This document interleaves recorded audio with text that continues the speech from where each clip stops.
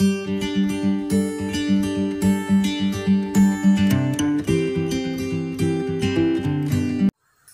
बच्चों सुप्रभात। मैं कमलेश कौशिक राजकीय वरिष्ठ माध्यमिक विद्यालय सूंद से आज आपको कराऊंगी अपठित गद्यांश। प्यारे बच्चों, अपठित गद्यांश हमने पहले भी कराया था आपको, लेकिन अब अपठित गद्यांश को हम अपनी वसंत पाठ्य पुस्तक के पाठ हिमालय की बेटियां से जोड़कर ये गद्यांश कराना है ताकि हम विषय से भटके नहीं। देखिए, इस गद्यांश में ये गद्यांश आपको भी बनाने हैं। ये ऐसे गद्यांश बनाने हैं जिसमें हमें पुस्तक से शब्दावली नहीं लेनी है, बल्कि अपने दिमाग से शब्दावली का प्रयोग करना है। हमने अपने दिमाग से एक ऐसी शब्दावली बनानी है जो पुस्तक में नहीं है, लेकिन फिर भी विषय से जुड़े रहना है। देखिए, नदियाँ किसी भी देश और राष्ट्र की प्राकृतिक साधन होती हैं। मानव जीवन में नदियों का विशेष महत्व है। नदियों के माध्यम से हमें अन्न जल मिलता है। वे इठलाती बलखाती स्वयं अपना मार्ग बनाती निरंतर बढ़ती चली जाती हैं।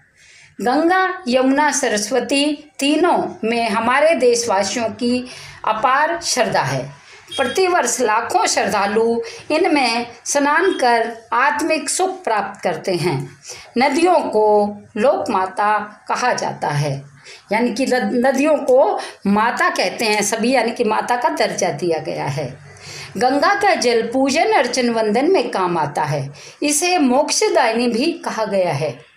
लोग गंगा से मन्नत भी मांगते हैं।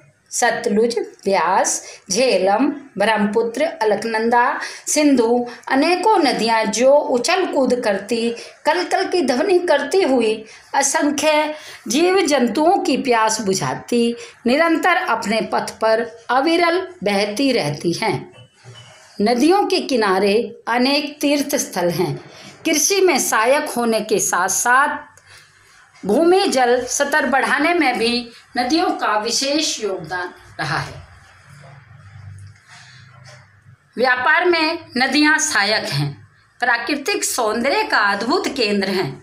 सभी प्राणियों का माता की तरह भरण पोषण करती हैं।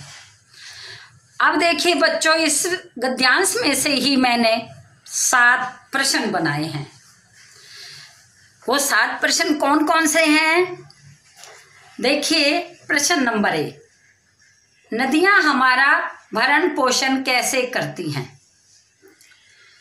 इसके उत्तर आपको लिखना है इसी गद्यांश में से छांटकर, और अच्छी तरह लिखना है, विस्तार से लिखना है। प्रश्न नंबर 2 है, गंगा यमुना सरस्वती तीनों नदियों का एक नाम बताइए। आगे है तीसरा प्रश्न, उपरोक्त गद्यांश में कितनी नदियों की चर्चा की गई? सभी के नाम लिखो। प्रश्न नंबर 4, नदियों को लोक माता क्यों कहा जाता है?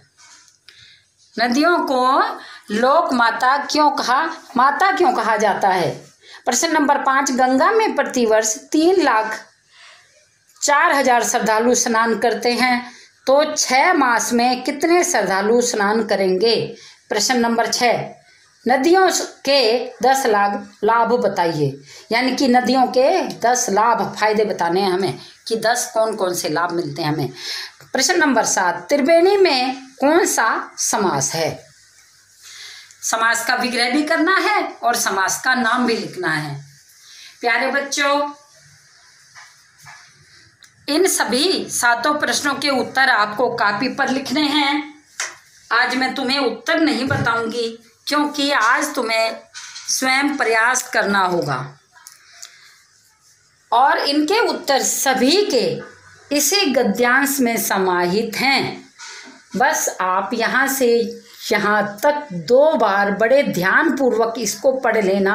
नदियाँ किसी भी यहाँ से लेके और भरण पोषण करती हैं, यहाँ तक पूरा ध्यान लगा के 2 बार पढ़ लेना। आपको उत्तर स्वयं मिल जाएंगे, कहीं खोजने की ज़रूरत नहीं होगी।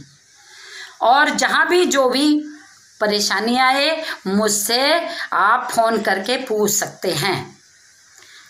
और इसके अलावा आपको इस पाठ में से नहीं बल्कि दूसरे पाठ में से यानी कि इससे अगले पाठ में से ऐसा ही गद्यांश अपनी कॉपी पर बनाना है, उसमें से प्रश्न भी खोजने हैं और उनके उत्तर स्वयं लिखने हैं।